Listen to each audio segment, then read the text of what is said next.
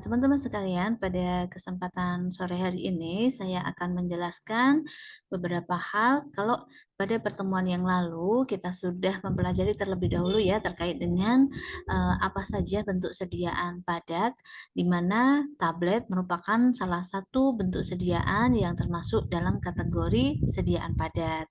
Kemudian kemarin juga saya sudah memberikan tugas kepada teman-teman begitu untuk melihat YouTube terlebih dahulu terkait dengan beberapa bahan tambahan atau formula begitu ya untuk membuat sediaan tablet. Nah, hari ini nanti akan saya gabungkan antara kita mengkaji kembali terkait dengan bahan tambahan dalam formula tablet atau sering kita sebut dengan eksipien dalam pembuatan tablet, metode pembuatannya, serta evaluasi apa saja yang perlu kita lakukan saat kita sudah selesai melakukan formulasi sebuah sediaan tablet.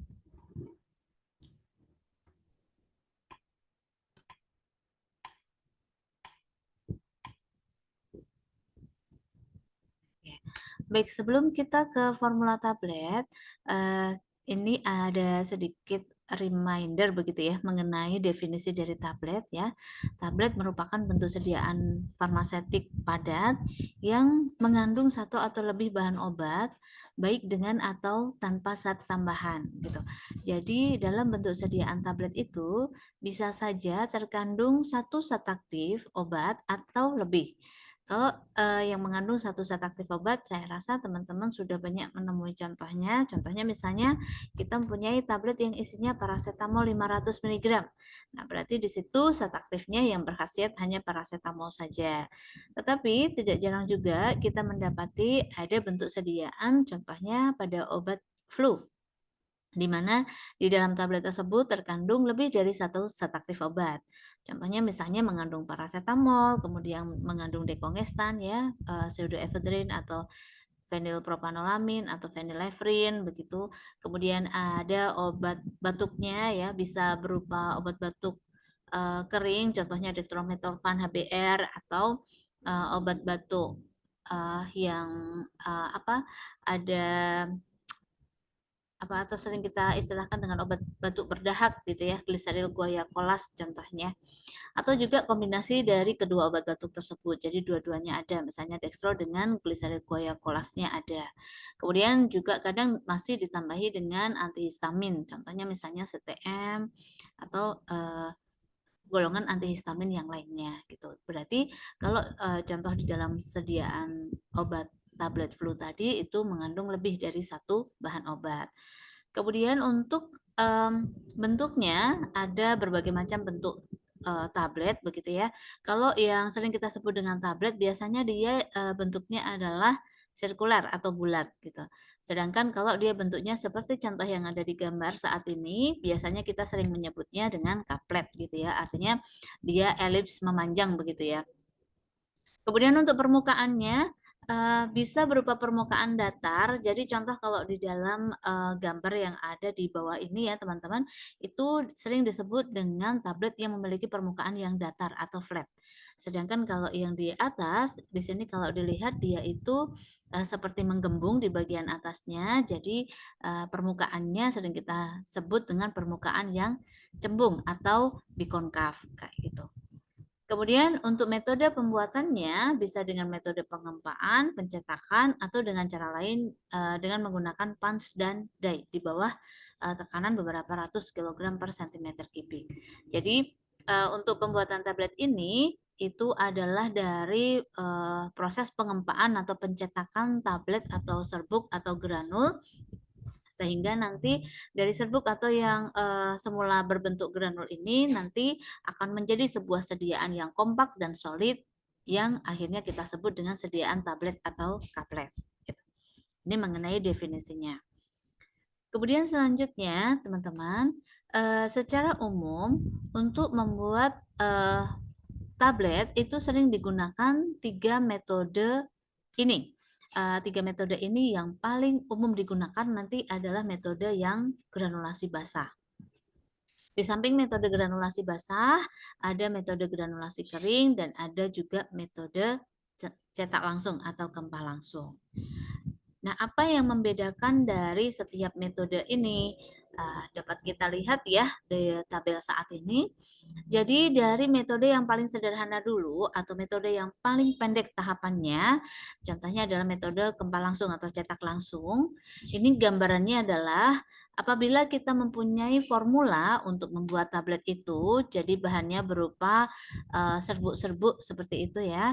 Nanti serbuknya itu hanya di proses dengan cara dicampur atau di mixing. Setelah itu langsung dilakukan pengempaan. Sehingga setelah dikempa dia langsung menjadi sebuah tablet. Jadi di antara metode granulasi basah, granulasi kering dan kempa langsung, metode kempa langsung inilah metode yang paling singkat dan mungkin paling mudah begitu untuk dilakukan. Tahapannya juga paling pendek seperti itu. Nah, metode yang kedua kita bicara granulasi kering. Apa kemudian bedanya granulasi kering dengan kempa langsung? Nah, terlihat nanti perbedaannya di tahap ini, teman-teman.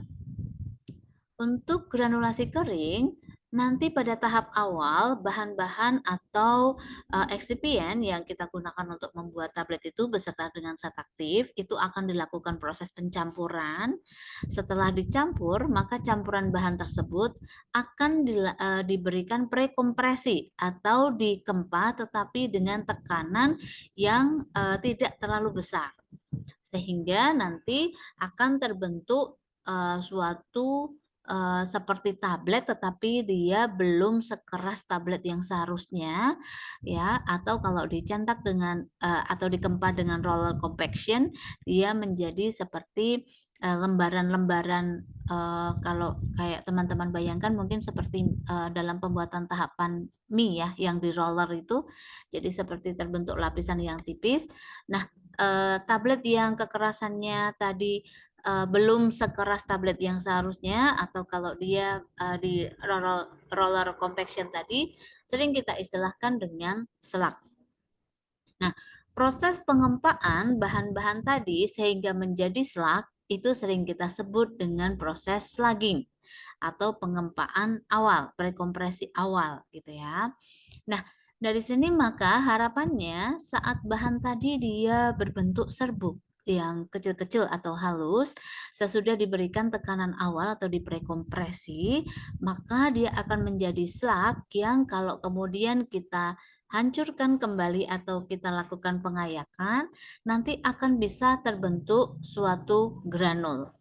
Jadi granul ini adalah mirip seperti serbuk tetapi dia secara ukuran partikel lebih besar daripada ukuran serbuk. Sehingga nanti granul tersebut akan mempunyai waktu alir atau laju alir yang lebih baik daripada pada saat serbuk itu belum dilakukan proses prekompresi atau slugging. Nah, nanti setelah dihancurkan dan diayak menjadi granul, maka kemudian granul tersebut dikempa ulang atau dilakukan proses kompresi yang kedua dan hasilnya nanti akan diperoleh suatu tablet sesuai dengan spesifikasi yang kita harapkan. Gitu. Jadi dari sini teman-teman bisa dibilang perbedaan antara kempa langsung dengan granulasi kering. Kalau kempa langsung tadi langsung dikempah dan menjadi tablet sesuai dengan spek yang kita harapkan, maka kalau diproses granulasi kering itu dia mengalami 2 kali proses pengempaan. Tadi yang pertama adalah dikempa atau diprekompresi dengan tekanan yang tidak terlalu besar untuk membentuk selat. Setelah itu dihancurkan dan diayak dan dilakukan pengempaan yang kedua baru dihasilkan tablet sesuai dengan yang diharapkan. Gitu. Nah, baik metode kempa langsung maupun granulasi kering merupakan metode yang tidak melibatkan pelarut atau tidak ada penambahan pelarut dalam proses pembuatannya. Sehingga metode kempa langsung dan granulasi kering ini cocok untuk dipergunakan pada bahan-bahan terutama yang tidak tahan terhadap kelembaban. Ya, jadi kalau misalnya kita mendapati ada suatu zat aktif obat yang dia mudah terdegradasi atau rusak dikarenakan dia bertemu dengan pelarut atau berinteraksi dengan sesuatu hal yang mengandung pelarut atau ada kelembaban. Nah, maka proses yang tepat untuk kita pilih itu antara dua, granulasi kering dengan kempal langsung, begitu. Jadi proses yang kita gunakan ini nanti juga ditentukan oleh karakteristik fisikokimia terutama dari zat aktif yang akan kita buat menjadi sediaan tablet. Gitu. Itu metode yang kedua, yaitu granulasi kering. Kemudian yang ketiga, metode granulasi basah. Nah, di sini metode granulasi basah merupakan satu-satunya metode pembuatan tablet yang dia melibatkan pelarut. Kenapa? Karena nanti secara teknis pembuatannya bahan-bahan untuk pembuatan tablet itu nanti akan dicampur kering. Kemudian setelah itu akan ditambahkan suatu pelarut ya, sehingga biasanya pelarut ini digunakan untuk melarutkan bahan atau eksipien yang disebut atau memiliki fungsi sebagai bahan pengikat. Jadi gambarannya ya, jadi gambarannya bahan pengikat ini nanti teman-teman dia itu kalau dilarutkan dalam air akan terbentuk cairan yang kental dan lengket. Jadi mungkin seperti kalau teman-teman bisa bayangkan itu seperti cairan lem gitu ya. Tetapi dia mungkin konsistensinya tidak sepekat atau selengket lem. Tapi secara fungsi di situ berfungsi untuk merekatkan bahan-bahan atau serbuk-serbuk gitu yang kita gunakan dalam formula pembuatan tablet tersebut gitu. Sehingga setelah bahan kering itu diberikan pengikat yang sudah dilarutkan dengan pelarut yang sesuai, maka di situ dikatakan terjadi atau melibatkan penambahan adanya pelarut biasanya atau umumnya itu yang digunakan pelarutnya adalah air atau aquades ya. Nah, nanti saat dia sudah ditambahkan dengan larutan pengikat tadi, teman-teman kalau membayangkan mungkin akan terbentuk seperti adonan atau massa yang lembab atau basah. Nah, massa yang lembab atau basah ini sesuai dengan tingkat kebasahan yang kita perlukan ya. Jadi besok kalau misalnya praktek teman-teman mungkin baru akan bisa melihat secara nyata gitu ya. Kira-kira tingkat kebasahan seperti apa begitu yang pas begitu dalam pembuatan tablet metode granulasi basah gitu. Nah, nanti massa basah tersebut akan dilakukan proses pengayakan dulu dengan ukuran ayakan yang lebih besar daripada nanti ayakan yang seharusnya. Jadi misalnya kita gunakan ayakan dengan nomor 16 misalnya. Nah, maka saat sesudah kita lewatkan ayakan nomor 16, dia akan terbentuk yang namanya granul basah. Gitu. Jadi bayangannya granul basah ini dia ya mungkin mirip seperti kalau teman-teman pernah makan meses gitu ya, kurang lebihnya seperti meses seperti itu, tapi mungkin ukurannya sedikit lebih kecil gitu ya. Nah, karena basah berarti tidak bisa kita lakukan proses pengempaan atau pencetakan, maka nanti granul tersebut kita keringkan terlebih dahulu. Jadi ini ya setelah diayak menjadi granul basah dikeringkan, bisa menggunakan oven kalau skala kecil atau kalau di industri nanti teman-teman mungkin akan melihat ada mesin untuk pengering granul, contohnya fluid bed dryer gitu. Nanti dikeringkan dalam waktu tertentu dan suhu tertentu. Secara umum biasanya suhu yang digunakan itu di kisaran 50 derajat Celcius. Sedangkan waktunya itu nanti harus dilakukan suatu percobaan begitu atau optimasi begitu untuk memperoleh waktu sehingga batasan akhirnya apa? Kita menyatakan pengeringan tersebut sudah selesai atau belum. Nanti dengan pengukuran kadar lembab granul atau moisture content dari granul yang sedang kita keringkan.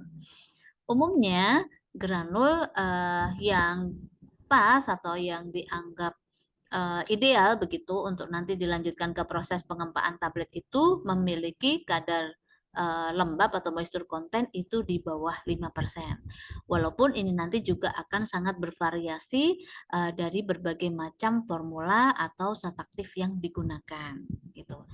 Nah, jika nanti sesudah dikeringkan dan sudah mencapai kadar lembab yang diharapkan, maka akan kita sebut granulnya itu menjadi granul kering. Nah, granul kering ini nanti akan kita ayak kembali dengan ukuran ayakan yang lebih kecil daripada pengayakan yang dilakukan pada saat granul tersebut dalam keadaan basah. Jadi kalau tadi saya contohkan sewaktu dia menjadi granul basah itu kita ayak melalui ayakan 16. Nah, biasanya saat sudah menjadi kering itu misalnya kita ayak dengan pengayak nomor 18 sehingga secara ukuran itu lebih kecil gitu. Nah, sesudah terbentuk granul kering yang sudah diayak, maka kemudian akan dilakukan tambahan fase luar.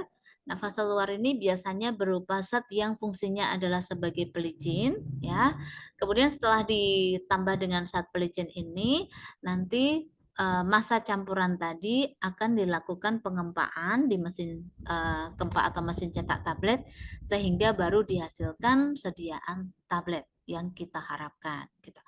Jadi dari penjelasan ketiga metode ini tadi, teman-teman, semoga tergambar bahwa metode yang paling panjang tahapannya, ya, dan mungkin dari segi proses itu lebih kompleks jika dibandingkan dengan metode yang lain, itu adalah metode granulasi basah, gitu.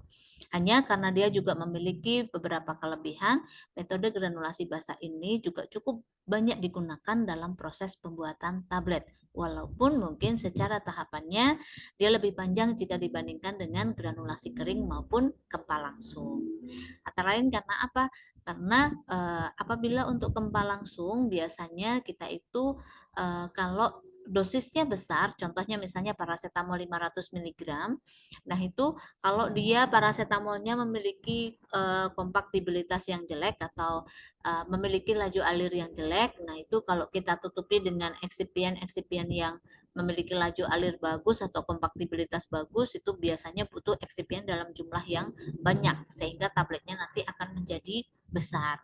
Tetapi kalau kita proses dengan granulasi basah dengan eksipien yang tidak terlalu banyak pun nanti akan bisa tetap terbentuk granul sehingga nanti bisa digempa dan diharapkan bisa mempunyai atau menjadi bentuk tablet sesuai dengan yang kita harapkan. Seperti itu. Teman-teman, nanti apabila ada penjelasan saya yang mungkin kurang jelas atau ada pertanyaan, nanti bisa ditanyakan di saat sesi penjelasan sudah selesai ya. Nanti mohon untuk dicatat terlebih dahulu pertanyaan-pertanyaannya untuk saya jawab dan kita diskusikan saat saya sudah selesai dalam menjelaskan. Begitu. Nah, oke. Teman-teman, tadi dari tahapan pembuatan tablet yang sudah saya jelaskan di awal, kalau misalnya dilihat dari flowchart yang di sini, di situ ada sedikit gambaran ya, mungkin urut-urutan proses di sini untuk membuat tablet dengan metode gempa langsung dan metode granulasi basah. Nanti dapat dibaca kembali flowchart dan disesuaikan dengan informasi yang sudah saya berikan di slide sebelumnya. Nah, selanjutnya setelah kita sedikit mengulik ya mengenai proses untuk pembuatan tablet, maka sekarang kita akan mulai masuk ke formulasi dalam pembuatan tablet. Nah, jadi untuk membuat tablet itu kita membutuhkan bahan-bahan tambahan ya, tidak bisa hanya mengandalkan zat aktif saja.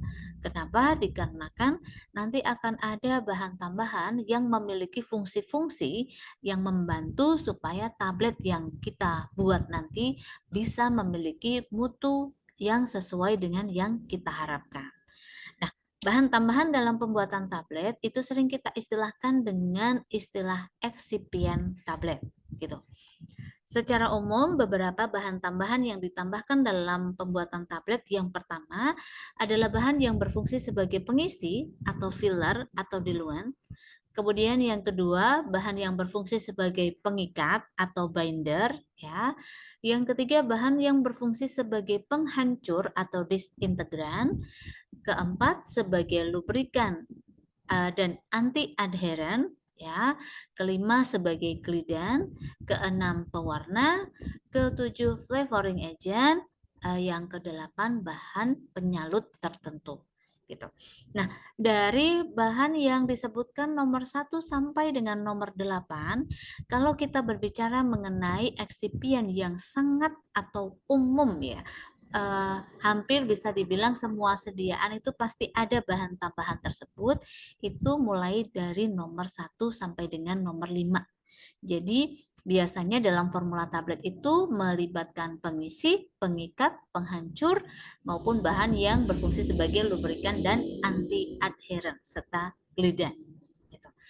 Nah, akan kita bahas satu persatu ya mengenai fungsi dari bahan-bahan tambahan ini, teman-teman, dalam proses pembuatan tablet. Jadi yang pertama tadi tidak saya sebutkan, tetapi merupakan komponen yang paling utama karena akan memberikan efek atau khasiat ya, tapi tidak termasuk dalam eksipien karena ini merupakan zat yang memberikan khasiat atau terapi farmakologi tadi, yaitu zat aktif.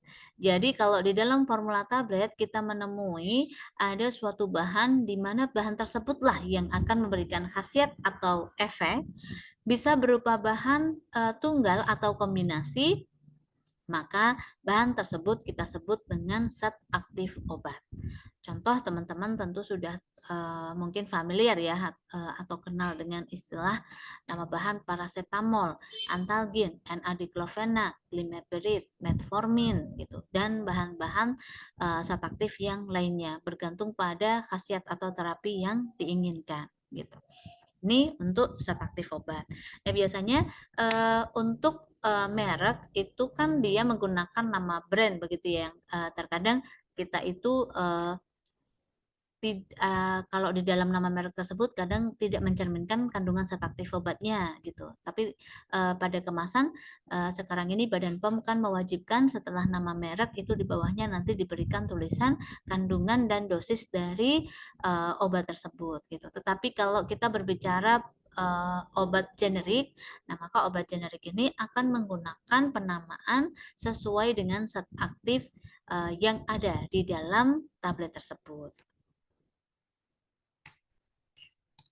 Kemudian yang kedua, kita akan berbicara mengenai eksipien tablet, yaitu yang pertama pengisi atau sering kita sebut dengan filler ya. Fill itu mengisi ya, filler berarti pengisi, atau diluent. Kalau diluent itu seperti pengencer. Maksudnya bagaimana gitu? Maksudnya kita tahu bahwa dosis pada sediaan tablet itu kan bervariasi. Ada yang mempunyai dosis besar, ada juga yang memiliki dosis yang kecil. Contoh misalnya paracetamol 500 mg, asam mefenamat 500 mg, antalgin 500 mg. Nah, maka itu sering disebut dengan tablet yang memiliki zat aktif dengan dosis besar. Tetapi ada juga tablet atau zat aktif yang memiliki dosis dalam dosis yang kecil. Contohnya, glimepirid ada 1 mg, 2 mg, 3 mg, dan 4 mg. Contohnya, dexamethasone ada yang 0,5 mg dan 0,75 mg. Metilprednisolon ada yang 4, 8, dan 16 mg. Contohnya. Kalau teman-teman bayangkan contoh tadi glimepirid atau dexamethasone ya 0,5 mg. Itu kan suatu zat aktif yang dosisnya kecil gitu. Andai kata kita timbang setengah miligram itu sangat-sangat sedikit sekali.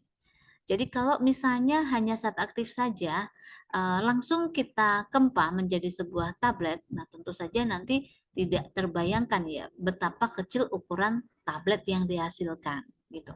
Sehingga biasanya kita memiliki ukuran ideal dari tablet itu, teman-teman, umumnya bobot tablet yang paling kecil gitu ya, sehingga nanti bisa menghasilkan ukuran yang cukup ideal begitu, itu berkisar di 60 sampai 70 mg. Itu paling kecil gitu. Contohnya kalau misalnya dexamethasone gitu ya, kalau ditimbang mungkin ada produsen yang membuat menjadi bobot kisaran di kisaran tersebut, taruhlah 70 mg. Nah, maka dari 0,5 mg zat aktif ini, bagaimana untuk bisa mencapai supaya bobotnya bisa menjadi 70 mg begitu. Nah, disinilah letak peran utama dari bahan tambahan yang disebut sebagai filler atau diluent. Jadi kalau kita punya target bobotnya nanti 70 mg, maka nanti komponen utama untuk bisa mencapai bobot tersebut itu adalah kita menggunakan bahan pengisi. Nah, bahan yang dipilih untuk menjadi eksipien sebagai filler atau diluent biasanya dipilih bahan yang bersifat netral atau inert. Kemudian juga mudah didapat ya, harganya murah karena biasanya kita menggunakannya dalam jumlah yang cukup banyak begitu, dan diharapkan tidak bereaksi dengan zat aktif ya. Jadi ini ada kriteria ideal begitu untuk bahan yang bisa berfungsi sebagai pengisi atau filler. Nah, contoh bahan yang digunakan sebagai pengisi yang pertama sakarum laktis atau laktosum, kemudian ada amilum ya, berbagai macam amilum ya, misalnya amilum manihot, amilum tritici begitu ya. Kemudian ada manitol, kemudian nanti ada Avisel seperti itu. Jadi kemarin di video juga saya harap teman-teman sudah menyimak beberapa bahan tambahan yang berfungsi sebagai pengisi. Gitu. Oke. Bahan yang kedua adalah bahan yang berfungsi sebagai pengikat atau binder ya. Bind itu mengikat, binder pengikat. Jadi tadi seperti yang saya jelaskan, di dalam sebuah formula tablet karena bahan yang kita tambahkan adalah serbuk-serbuk-serbuk, maka untuk bisa mengikat atau menyatukan begitu ya, serbuk yang satu dengan serbuk yang lainnya, kita membutuhkan bahan yang berfungsi sebagai pengikat atau sering kita sebut dengan binder tadi. Jadi di sini fungsinya untuk mengikat partikel yang satu dengan yang lain agar nanti terbentuk serbuk atau partikel yang lebih besar, dan nanti tentu saja pada saat digempa dia nanti dapat memberikan karakteristik kompaktibilitas dan kekuatan kekerasan tablet sesuai dengan yang kita harapkan. Nah, contoh bahan yang digunakan sebagai pengikat atau binder ada polyvinyl pyrrolidone atau PVP begitu. Kemudian ada gelatin, ada gom, kemudian ada turunan semisintetik contohnya karboksimetil selulosa, hidroksipropil metil selulosa gitu dan lain sebagainya.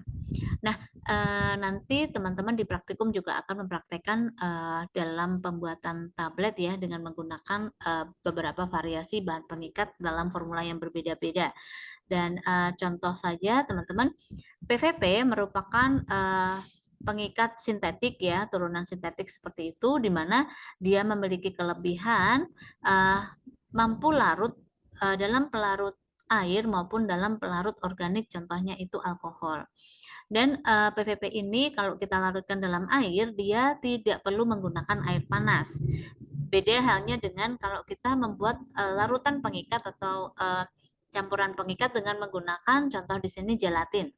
Gelatin merupakan bahan pengikat dari alam begitu ya, natural gitu, tetapi dia salah satu kekurangannya adalah harus dilarutkan dengan menggunakan air panas, atau kita bisa menambahkan air dingin terlebih dahulu, tetapi nantinya harus kita panaskan sampai dengan gelatinnya itu terlarut sempurna. Gambaran gelatin itu mungkin kalau teman-teman pernah memasak seperti agar-agar atau jelly gitu ya, dimana kan awalnya dia bentuknya serbuk, dan untuk membentuk gel atau agar-agar tadi kan dia harus kita larutkan dengan proses pemanasan terlebih dahulu, sehingga nanti hasilnya kan seperti larutan yang kental dan lengket seperti itu. Nah, itu gambaran untuk gelatin. Jadi masing-masing jenis bahan pengikat nanti akan memiliki karakteristik yang berbeda, dan tadi mungkin dari segi proses melarutkannya atau teknik pelarutannya pun bisa jadi ada yang berbeda. Umumnya ada bahan pengikat yang bisa dibuat tanpa pemanasan atau dengan menggunakan aqueous dingin misalnya. Tetapi pada bahan pengikat yang lainnya mungkin saja dia akan terbentuk mucilago yang baik apabila dia dilakukan proses pemanasan ya. Jadi ini untuk bahan pengikat. Yang ketiga sebagai bahan penghancur atau disintegran. Jadi untuk disintegran ini teman-teman sedikit berbeda kalau fungsinya tadi bahan pengisi dengan bahan pengikat itu mungkin lebih ke proses ya, membantu di proses pembuatan tabletnya. Sedangkan kalau bahan penghancur ini nanti dia akan memberikan fungsinya pada saat tablet tersebut sudah dikonsumsi dan berada di lambung misalnya. Kenapa? Karena disintegran ini dia fungsinya adalah lebih ke arah membantu proses hancurnya tablet gitu. Contoh bahan yang sering digunakan yang berperan sebagai super disintegran atau disintegran yang mempunyai daya hancur yang baik gitu ya untuk formula tablet, contohnya Clospovidone, Explotab, Agdisol, Primogel dan lain sebagainya gitu. Ini mungkin saya sebutkan beberapa bahan yang cukup sering untuk dipergunakan gitu. Jadi nanti teman-teman Clospovidone, Agdisol dan Primogel kemarin mungkin di video yang saya share juga teman-teman jika sudah menyimak ada beberapa mekanisme dalam proses penghancuran tablet ya, ada mekanisme wicking, ada mekanisme swelling seperti itu ya.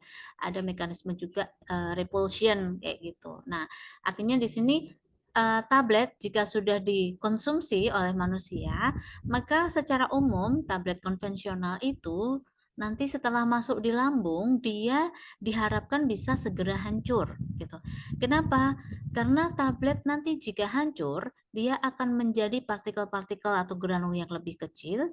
Jika partikel atau granul tadi kemudian hancur akan menjadi titik-titik dispersi yang lebih halus dan dari yang sudah terdispersi tadi harapannya segera terlarut, terutama si zat aktif obatnya. Kenapa? Karena zat aktif obat itu umumnya hanya akan bisa diserap masuk ke pembuluh darah kalau dia sudah dalam keadaan terlarut. Jadi kalau sudah terlarut zat aktifnya nanti akan diserap masuk ke pembuluh darah dan setelah itu dari pembuluh darah akan ditransportkan ke seluruh tubuh atau diedarkan ke seluruh tubuh dan nanti dia akan menuju ke tempat-tempat reseptornya. Reseptor itu adalah tempat aksi kerja obat gitu ya.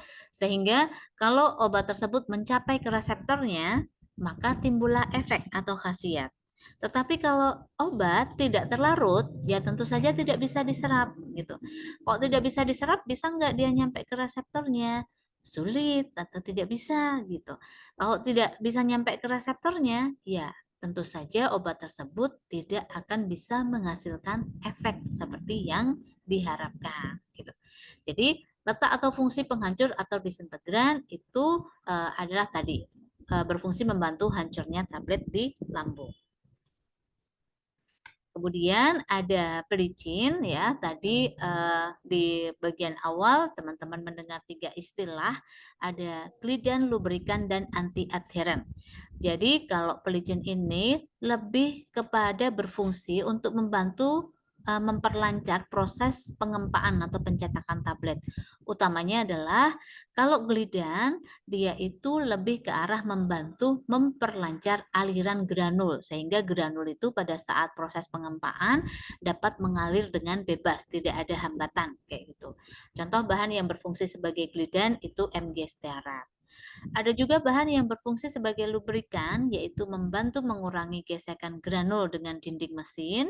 Contoh di sini ada talek, Mg stearat, dan aerosil.